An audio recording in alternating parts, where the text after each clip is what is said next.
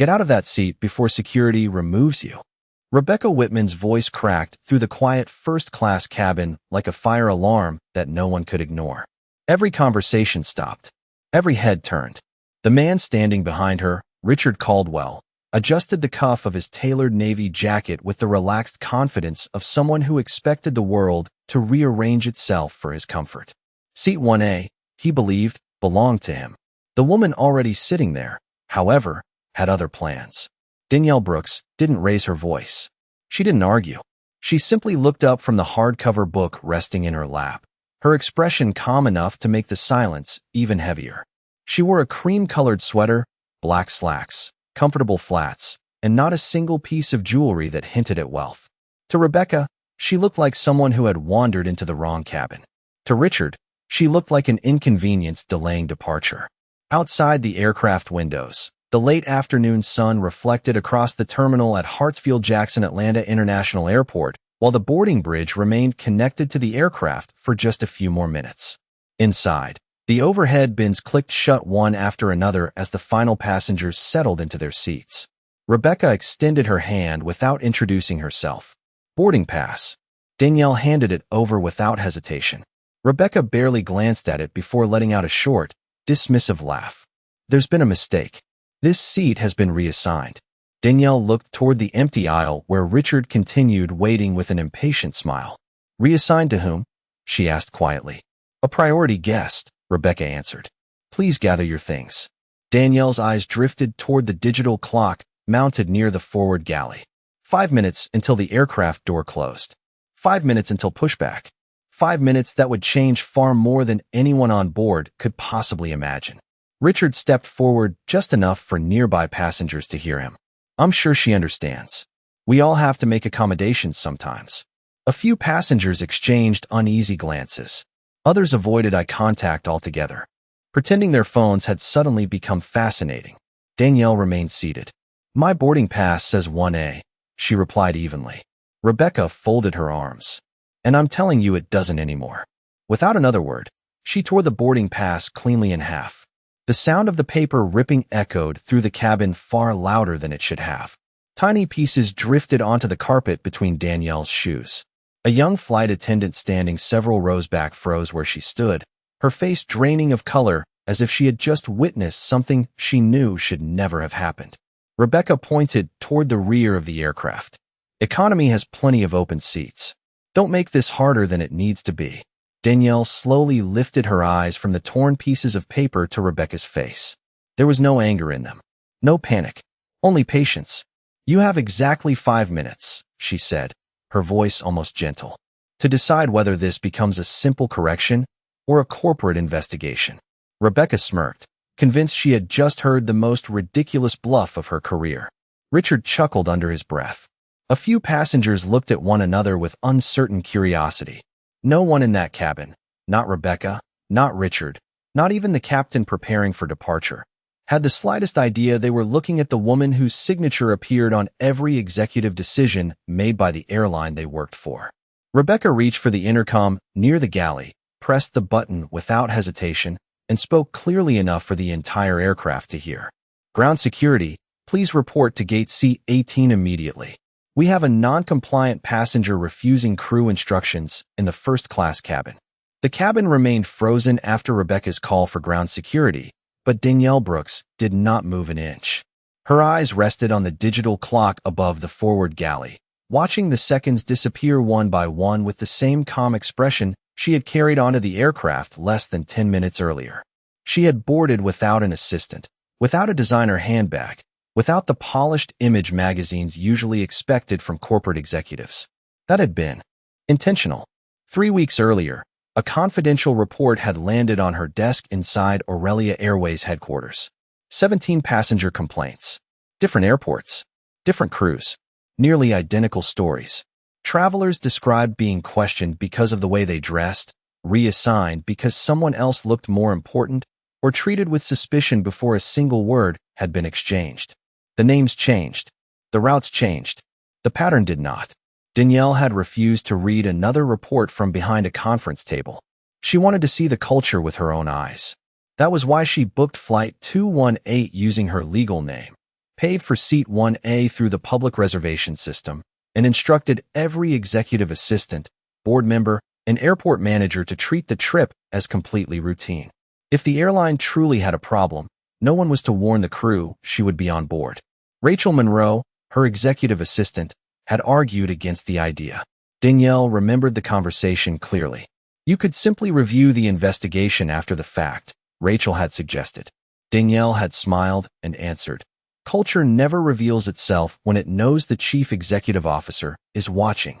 Now, sitting in the very seat she had legally purchased, she realized the complaints had understated the problem.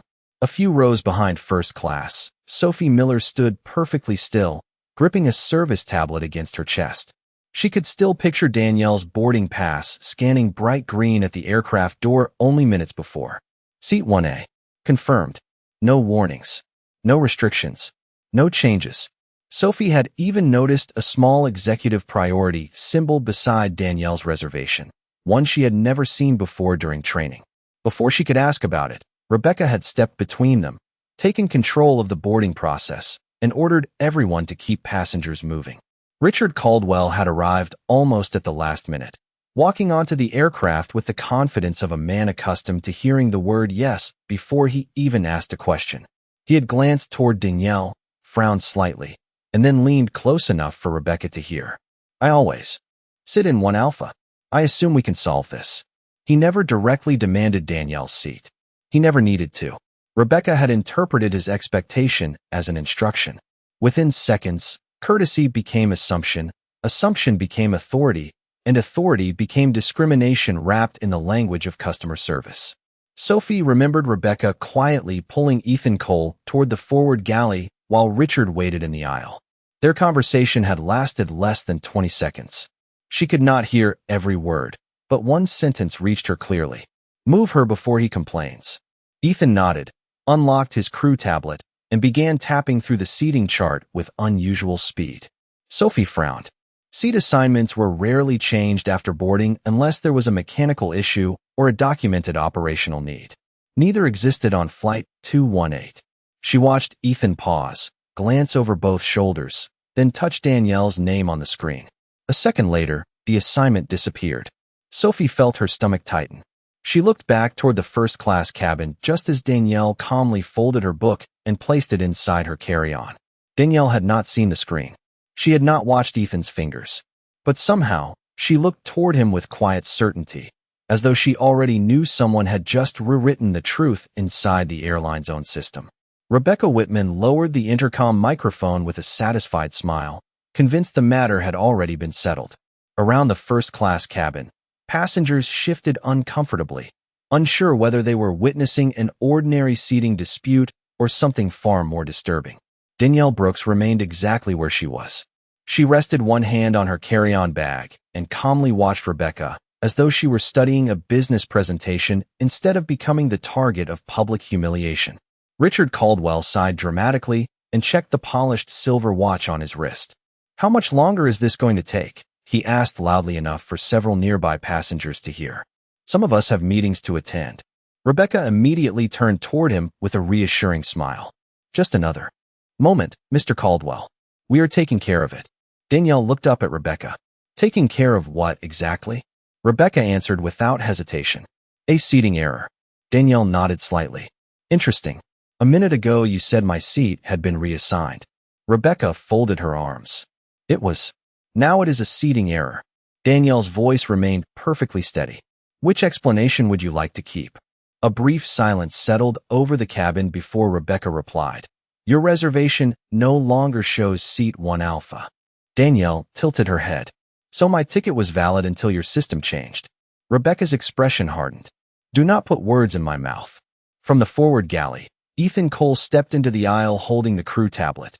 He positioned the screen toward Rebecca while making sure Danielle could also see it. There is no Danielle Brooks assigned to 1 Alpha, he announced. The system is clear. Several passengers leaned into the aisle trying to glimpse the screen. Danielle looked at the display for only a second before returning her attention to Ethan himself. When did you make that change? Ethan blinked. I did not change anything. Danielle asked another quiet question. Then why is your administrator access still open? Ethan instinctively glanced back at the tablet. His thumb immediately covered the corner of the screen where an editing menu remained visible. It lasted less than a second, but Sophie Miller saw it. So did a woman seated across the aisle in seat 3 Alpha. Olivia Grant, a civil rights attorney traveling to New York for a federal conference, slowly closed the legal brief she had been reading. She had watched the entire exchange from the beginning without saying a word. Now she spoke calmly. If the crew modified a passenger manifest after boarding, there should be a record showing exactly who authorized it. Rebecca turned sharply toward her. "Ma'am, this does not involve you." Olivia answered without raising her voice. "It became everyone's concern the moment you accused a ticketed passenger of occupying someone else's seat without presenting any evidence." Richard rolled his eyes. "Can we stop turning this into a courtroom?" Before anyone answered, Marcus Hill, seated in 2 Charlie, leaned into the aisle. "She was already sitting there when I boarded," he said firmly. "Nobody questioned her until your VIP walked in." Rebecca's patience finally began to crack. "Sir, I am asking you to remain out of this." Marcus did not sit back down. "No, I am asking you to explain why every explanation keeps changing." Rebecca pointed directly at Danielle. "Because she refuses to cooperate."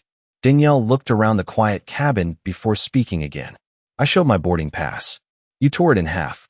You looked at the system. Then the system changed. Now you are calling me non-compliant because I will not surrender a seat I legally purchased. Which part of that sounds like cooperation is the problem?" No one answered. The silence grew heavier than the engines humming outside the aircraft. Sophie could feel her heart pounding inside her chest. She knew exactly what she had seen at the boarding door. She knew Danielle's boarding pass had scanned green. She knew Ethan's tablet had looked different only moments earlier. Rebecca noticed Sophie watching and fixed her with a cold stare. "Sophie," she said slowly, "tell everyone what you saw." The young trainee swallowed hard, realizing that whatever she said next would change far more than this flight. Sophie Miller could feel every pair of eyes in the cabin turning toward her. The service tablet pressed against her uniform suddenly felt heavier than it had a moment earlier. Rebecca Whitman waited with folded arms, confident the newest member of the crew would repeat whatever kept the situation under control. For several long seconds, Sophie said nothing. Then she took a slow breath. "Her boarding pass scanned green," she said quietly. The words landed with more force than anyone expected. Rebecca's smile disappeared. "What did you say?" Sophie swallowed and repeated herself, this time louder. "Miss Brooks boarded normally. The scanner approved seat 1 Alpha." Ethan shifted uneasily beside the forward galley. Rebecca stepped closer to Sophie until only a few inches separated them. "You are still in training," she said in a measured voice. "You do not understand how premium boarding adjustments work." Sophie looked down for a brief moment before lifting her eyes again. "I understand what I saw." Rebecca's tone hardened. "Then perhaps you also understand that interrupting a senior crew member during an active situation reflects very poorly on your evaluation." The message was unmistakable. Stay quiet or risk your future. Danielle Brooks watched the exchange without speaking. She had seen that look before. Not the fear on Sophie's face, but the confidence on Rebecca's. The confidence of someone who believed authority alone could replace the truth. Marcus Hill slowly rose from his seat. "She answered your question," he said. "Now answer ours." Olivia Grant closed the distance by 1 row, remaining beside her assigned seat, but making sure her voice carried through the first-class cabin.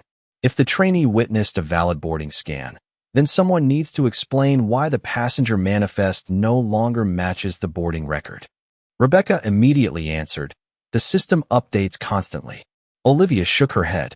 "Not after the cabin door process begins without generating an audit trail." Richard Caldwell let out an impatient sigh. "This is becoming ridiculous. Surely the airline can compensate her with another seat." Danielle finally turned toward him. Her voice remained calm enough to contrast sharply with the growing tension around her. "It stopped being about the seat the moment everyone decided my dignity was worth trading for your convenience." Richard looked away without responding. Several passengers exchanged silent glances. Some nodded almost imperceptibly.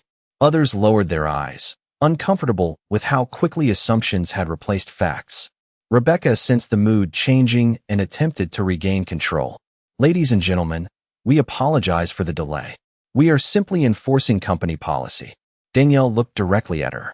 Policy begins with verification. You skipped that step. Rebecca ignored the comment and reached for Ethan's tablet. Show everyone the manifest again. Ethan hesitated just long enough for Sophie to notice. Rebecca whispered sharply, do it. The updated seating chart appeared once more. Danielle's name was still missing from seat 1 alpha. Rebecca lifted the screen toward the nearby passengers as though displaying undeniable proof. There, she announced. The records speak for themselves. Danielle studied the tablet for a moment before asking Sophie a single question. When you scanned my boarding pass, did you see anything beside my name? Sophie blinked. She remembered the small symbol that had caught her attention during boarding. She had never seen it before, but she had definitely seen it. Her voice trembled slightly. Yes. Rebecca turned so quickly that even Ethan stepped back. Enough, she snapped. You are finished speaking. Sophie instinctively reached into the pocket of her uniform. Hidden inside was her personal phone, and without anyone noticing, the voice recorder she had activated several minutes earlier was still running. Danielle saw the movement, but gave no sign that she had noticed. Instead, she calmly looked back at Rebecca. You still have time to correct this, she said. Rebecca laughed softly. No, Miss Brooks. You are the one running out of time. At that exact moment, the cabin door remained open. Footsteps echoed from the boarding bridge outside, and the captain himself appeared at the entrance to the first-class cabin after being told there was a passenger who refused to obey his crew. Captain Thomas Keller stepped into the first-class cabin with the composed expression of a man who believed every problem could be solved by authority alone. He looked first at Rebecca Whitman, then at Richard Caldwell, and finally at Danielle Brooks, who remained seated with quiet confidence despite every eye in the cabin following her. Rebecca tells me you are refusing crew instructions, he said evenly. Danielle met his eyes without hesitation. Rebecca has not verified my reservation, destroyed my boarding pass, and removed my assigned seat from the system. Those are the instructions I have refused. Thomas turned toward Rebecca instead of asking another question. Is that accurate? Rebecca answered immediately. Captain, this passenger is delaying departure. Mr. Caldwell is our premium guest, and we need to resolve this now. Thomas nodded once as though the matter had already been decided. Ma'am, I need you to cooperate. Danielle spoke softly. Captain, before asking me to leave my seat, would you like to know why your own trainee confirmed that I boarded with a valid assignment? Thomas barely glanced towards Sophie Miller. We can review that later. Danielle tilted her head slightly. Later is always convenient when the truth is uncomfortable. The cabin grew even quieter. Outside, the jet bridge remained attached while the final minutes before departure slipped away. Rebecca stepped forward and reached toward Danielle's carry-on bag resting beneath the seat in front of her. We are moving your belongings to economy. Danielle calmly placed one hand on the handle before the bag could be lifted. There was no struggle, only a simple refusal to surrender what belonged to her. Rebecca frowned, then lightly placed her hand against Danielle's forearm as if attempting to guide her into the aisle. The touch lasted only a moment, but time seemed to slow around it. Danielle looked at the hand resting on her sleeve, and for an instant another memory crossed her mind. She was 19 years old again, standing beside her mother in an airport waiting area after a delayed flight.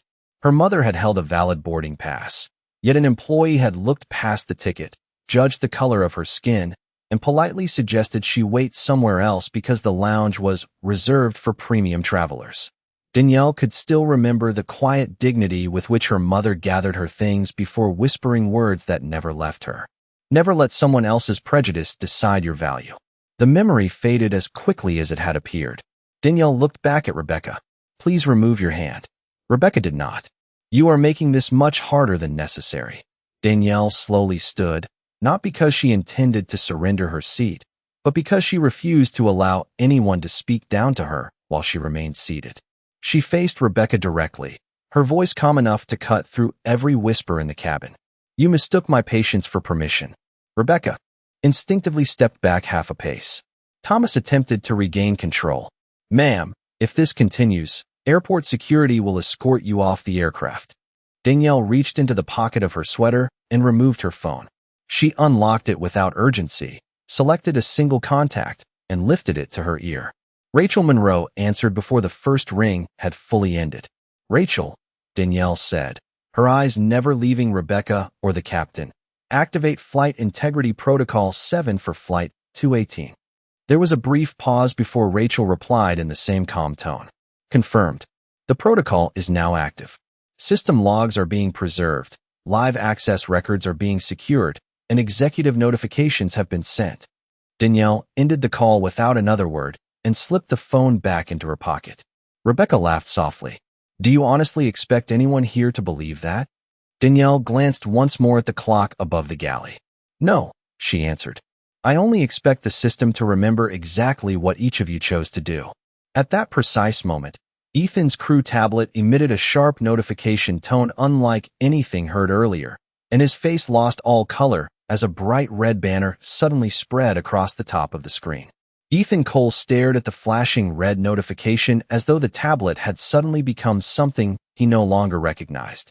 Across the top of the display, a security banner blocked every operational screen. Access suspended. Audit mode enabled. Live system recording in progress. His fingers moved quickly across the glass, but every command returned the same response. Permission denied. Rebecca Whitman reached for the tablet. What is wrong with it? Ethan swallowed before answering. I cannot edit anything anymore. Rebecca frowned, then restarted. He tried. Nothing changed. Captain Thomas Keller stepped closer, his calm beginning to fracture. Give it here. Ethan handed him the device. Thomas entered his own credentials, expecting the system to respond immediately. Instead, another notification appeared. Administrative functions temporarily locked by Executive Compliance Protocol. Thomas stared at the screen in silence. Danielle Brooks watched them without satisfaction or anger. She simply observed the room as the confidence slowly drained from every face standing against her. Rachel Monroe's voice returned through Danielle's phone as it vibrated gently in her pocket. Danielle answered without moving away from the group. Status? She asked. Rachel spoke with the precision of someone reading directly from a live operations dashboard. Protocol 7 has secured every system log associated with Flight 218. Boarding records have been preserved. Seat assignment history has been restored. Device activity has been archived. No further changes can be made without executive authorization. Danielle thanked her quietly. Rebecca folded her arms again, attempting to recover the authority slipping away from her. Fancy words do not change the fact that she is delaying this flight. Rachel heard the remark through the open phone line. The delay began when crew records were altered after boarding, she replied. Rebecca looked around the cabin in confusion. Who is that? Danielle ended the call without answering. A new notification sounded from Ethan's tablet. This time, everyone close enough to see the screen noticed the change. The seating chart refreshed automatically. Seat 1 Alpha. Danielle Brooks.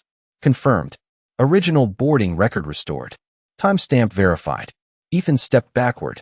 Rebecca leaned toward the screen, then quickly looked away as though refusing to believe what was directly in front of her.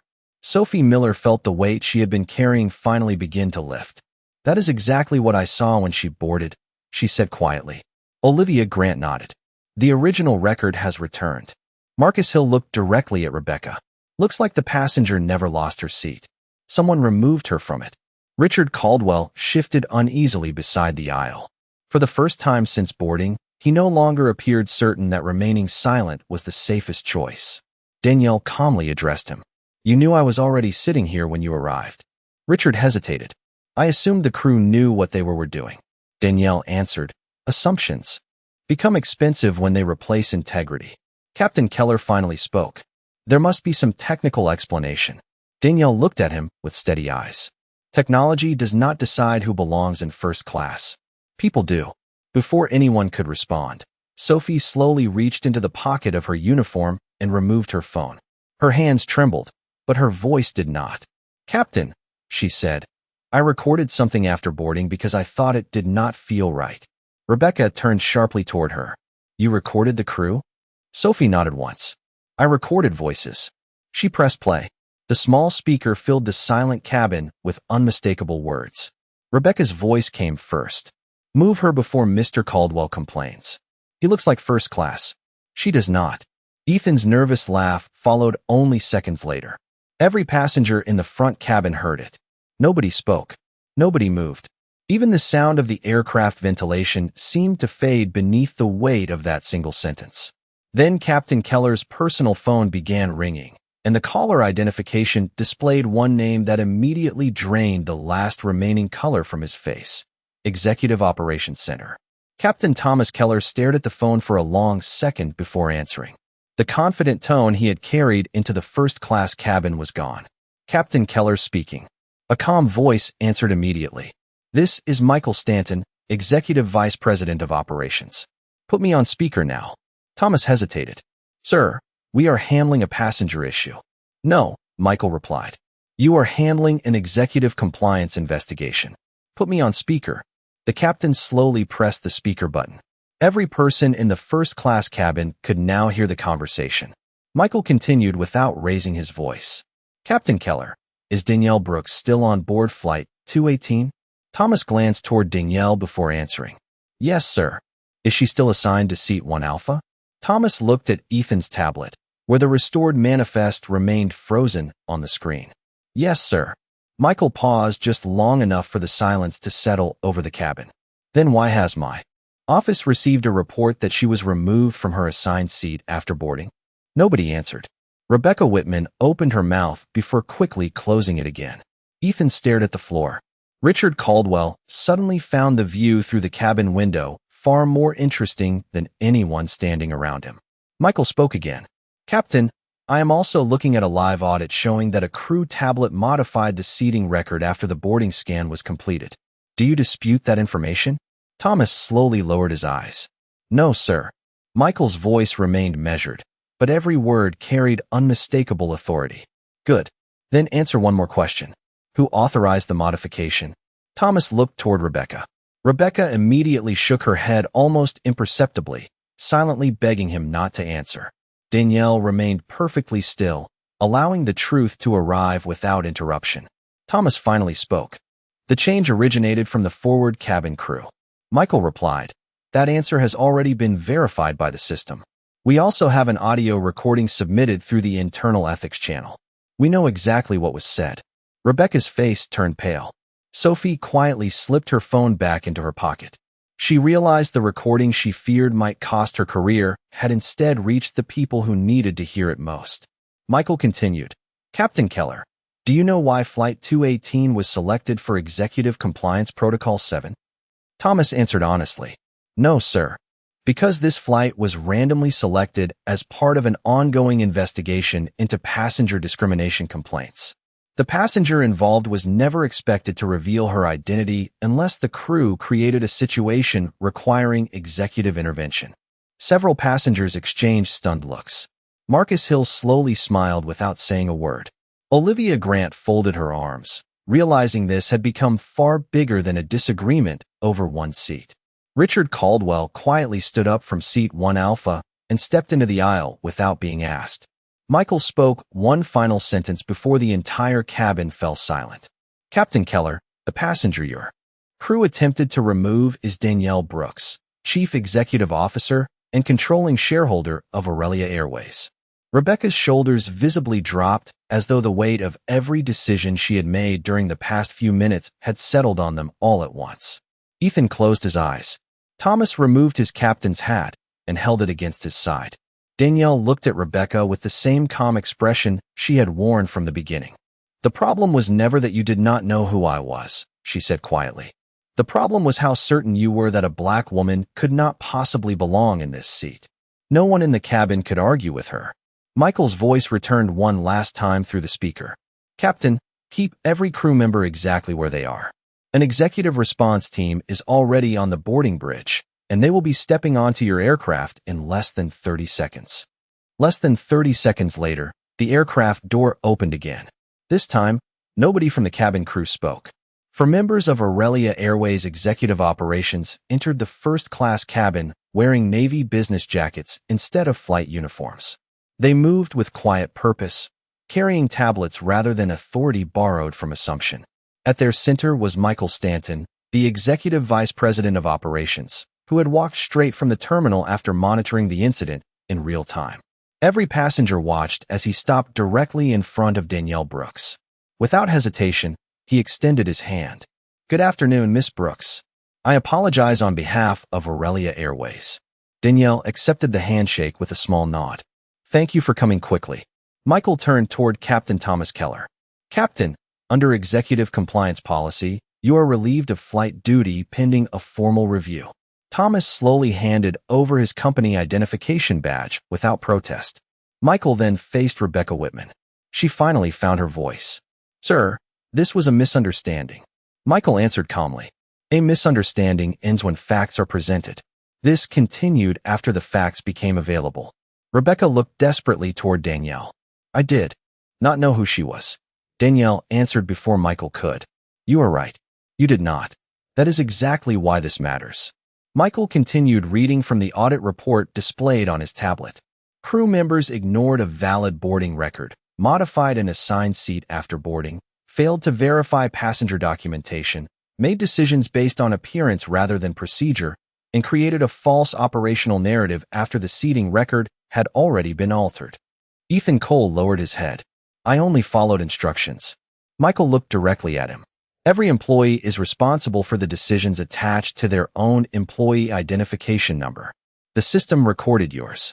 Ethan had no answer. Michael turned one final time toward Rebecca. Your access to all Aurelia Airways operational systems has been suspended effective immediately, pending final employment action. Rebecca instinctively reached for the crew tablet in her hand, but before her fingers touched the screen, it locked automatically. Her employee credentials disappeared, replaced by a simple message. Access revoked. Captain Keller's company phone emitted the same tone. Seconds later, his flight credentials were disabled as well. Around the cabin, passengers watched in complete silence. There was no cheering, no celebration, only the unmistakable feeling that accountability had finally arrived. Richard Caldwell stepped into the aisle, looking directly at Danielle for the first time since boarding. Miss Brooks, I owe you an apology. Danielle regarded him calmly. An apology matters when it changes the next decision, not just the last one. Richard lowered his eyes. Michael glanced at another notification appearing on his tablet. There is one additional matter. Audio evidence confirms that Mr. Caldwell accepted a seat after hearing remarks that questioned another passenger's place in first class. Executive Services has revoked his platinum travel privileges pending review. Richard closed his eyes briefly. He understood that silence had become part of the record. Sophie Miller remained near the galley, uncertain whether she still belonged there. Michael smiled gently.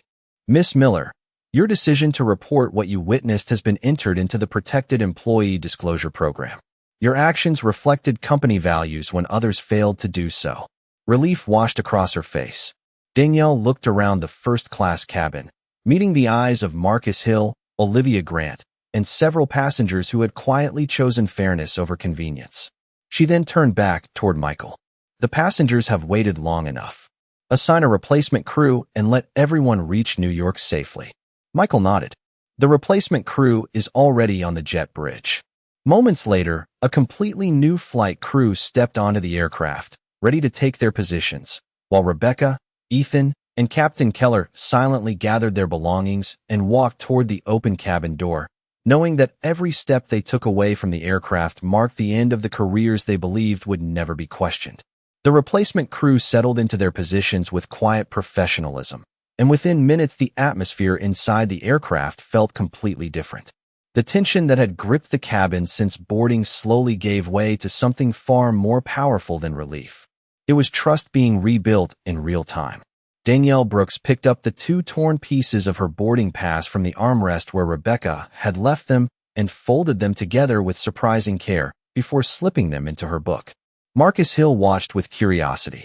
You are keeping those? He asked. Danielle smiled faintly. Yes, they are not a reminder of what happened to me. They are a reminder of what must never happen to anyone else. Michael Stanton stepped beside her once more. The board has already scheduled an emergency review.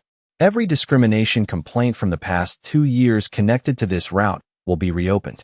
Every crew member will receive additional accountability training, and every seat assignment modification after boarding will now require automatic executive review. Danielle nodded. Good. Then today was not just about one passenger. She turned towards Sophie Miller, who still looked overwhelmed by everything that had unfolded. Sophie, The young flight attendant looked up nervously. Yes, Miss Brooks. Danielle's expression softened. Never apologize for telling the truth. Companies become stronger because of people willing to protect their values before they protect their comfort. Sophie's eyes filled with quiet emotion. Thank you. I almost stayed silent. Danielle answered. Almost is not what defines you. What you did after that does. Around the cabin, several passengers began applauding. It started with Olivia Grant, then Marcus, then spread row by row until nearly every traveler on board joined in. The applause was not for a billionaire. It was not for a chief executive officer. It was for the idea that dignity should never depend on appearance, clothing, or assumptions. Richard Caldwell remained standing for another moment before speaking one final time. I hope I earn the opportunity to make a better choice next time. Danielle looked at him with calm sincerity. That opportunity begins the moment you see someone being treated unfairly and decide not to remain silent. Richard slowly nodded before returning to his assigned seat farther back in the cabin. A few minutes later, the aircraft door finally closed. The replacement captain welcomed everyone aboard and apologized for the delay, promising a safe flight to New York. As the aircraft pushed back from the gate, Danielle looked through the window at the terminal slowly drifting away. She thought about her mother, about the airport lounge decades earlier, and about the promise she had silently carried ever since. She had not built an airline so people could simply reach another city. She had built it so every traveler could believe they belonged the moment they stepped through the aircraft door. Before takeoff, Michael quietly handed Danielle a printed copy of the preliminary audit summary. She glanced at the first page, then closed the folder without reading another line. The evidence had already spoken for itself. Justice had not arrived because she was the chief executive officer. Justice arrived because the truth had finally been allowed to stand where prejudice once stood.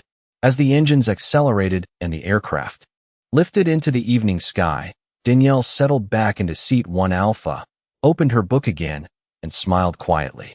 She had never needed to raise her voice to prove her worth. She had only raised the standard.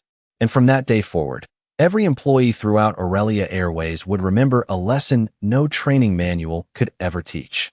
You never know who someone is when they board your aircraft, but you always know who you are when you choose how to treat them.